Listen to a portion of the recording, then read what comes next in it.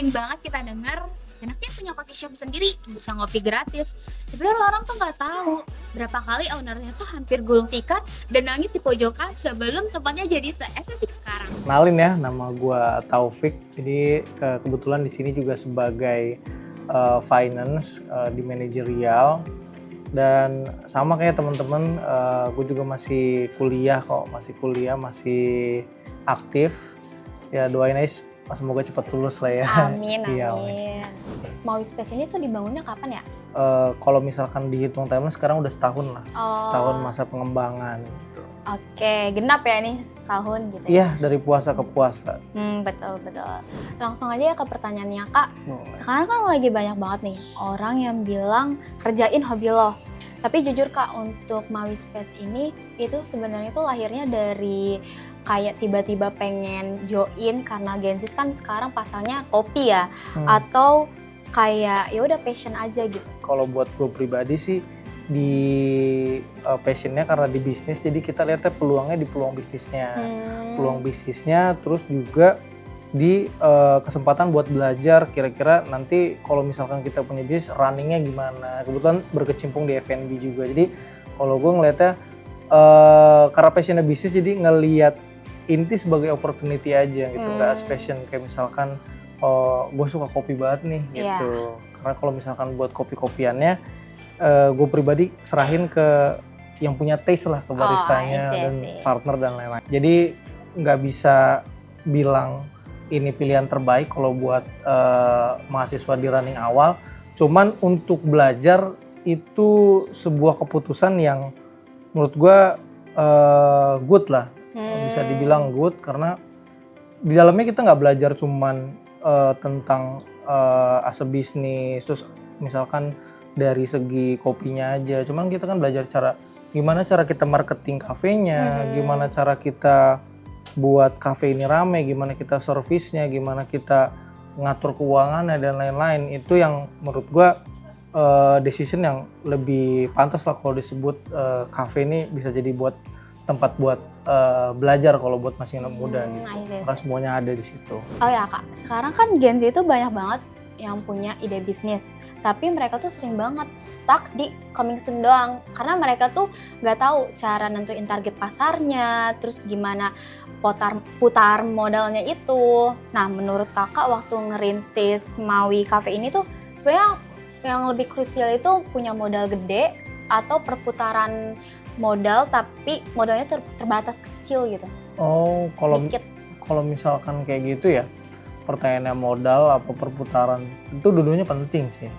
Karena kan kalau nggak ada modalnya juga kan seadanya siapa yang mau datang gitu kan. Cuman ya pasti kalau misalkan udah running, mungkin itu dibagi ke dua hal yang berbeda ya. Kalau modal mungkin sebelum kita mulai, cuman kalau perputaran lebih ke pas kita udah mulai. Karena percuma kalau misalkan teman-teman udah mulai, cuman duitnya tuh nggak muter. Ya banyak lah yang ngomong nih kurang ini gitu. Kalau misalkan ada teman datang ke sini terus misalkan kecewa atau customer protes, kita nggak bisa minder, nggak bisa baper. Jadi kita ambil itu sebagai pelajaran aja gitu, pelajaran sebagai buat saran ya, buat upgrade gitu. Didengerin apa keluhan customer, mau itu teman siapapun itu, yang pastinya kita dengerin gitu. Nah, waktu sebagai kakak kan kebetulan finance juga, pasti kan kakak tahu nih operasionalnya gimana. Betul. Nah, kakak suka kepikiran nggak gimana sih gue muter operasionalnya nih kalau lagi sepi kayak gini? Kalau misalkan lagi sepi gitu, ya kita mau nggak mau gitu, karena kan kita kan ngincarnya anak-anak muda. Cuman yang pentingnya kalau di kita strateginya kita fokus ke loyal customer. Jadi kalau buat loyal customer kita sampai punya Maui Fams. Oh, kayak members kah atau ada, apa? Iya, members. Kita fokus ke customer yang loyal. Nah, dari customer loyal itu pasti gue ada tempat kafe enak nih, gitu kan. Pasti ngajak temennya. Nah, habis itu temennya jadi customer loyal juga, dia nanti ngajak temen lagi. Nah, jadi gitu. Kayak mulut ke mulut. Cuman kalau misalkan lagi sepi, kita pakai strategi yang lain biasanya. Apa tuh? Jadi buat narik selain customer loyal, kita pakai banyakin event. Oh, event. Contohnya apa tuh, Kak? Kayak contohnya event-event DJ-DJ-an tuh biasanya setiap minggu gitu kan. Keren sih itu inovasinya. Iya, terus sama sebenarnya udah banyak kan kafe-kafe lain. Cuman kalau kita fokus karena di mahasiswa kita ngajakin collab-collab gitu. Misalkan kayak apa namanya komunitas-komunitas di kampus atau teman-teman kayak misalkan contoh dari DMC gitu kan ya, sama komunitas-komunitas sama organisasi gitu buat rapat dan lain-lain gitu. Selama perjalanan bisnis ini, aku mau nanya nih, ada nggak sih kayak kesalahan fatal yang sampai ini tuh benar-benar literally fatal banget gitu. Nah, tapi dari kesalahan itu kakak tuh ada pelajaran yang bisa diambil gitu. Paling kerasa kalau kita misalkan ditinggal sama customer loyal. Oh, itu sakit hati banget sih. Itu dan gue pernah kayak dia yang tadinya setiap hari datang, terus tiba-tiba nggak tiap hari dan bener-bener jadi nggak datang lagi karena nggak tahu ya akibatnya apa, sebabnya apa gitu maksudnya. Cuman yang pasti ada something dari kita yang dia nggak enak, dan kebetulan juga ya salah satu temen lah gitu, jadi agak sangat disayangkannya padahal temen juga gitu sendiri gitu.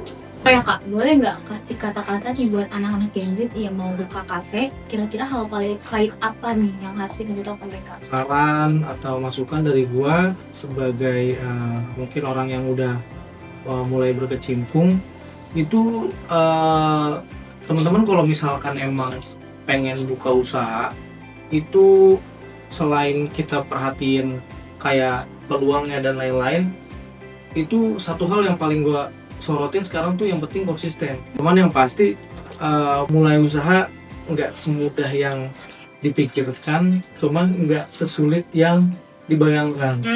Nah gitu, kadang kan mulainya kita banyak mikir kan, gimana ya, how. Nah pertama pas udah dikerjain, wow ternyata ini, cuman ternyata nggak sesulit yang kita bayangkan juga gitu. Terima kasih untuk Kak Taufik untuk insight-nya, dan terima kasih juga buat DMCers yang udah nonton sampai akhir.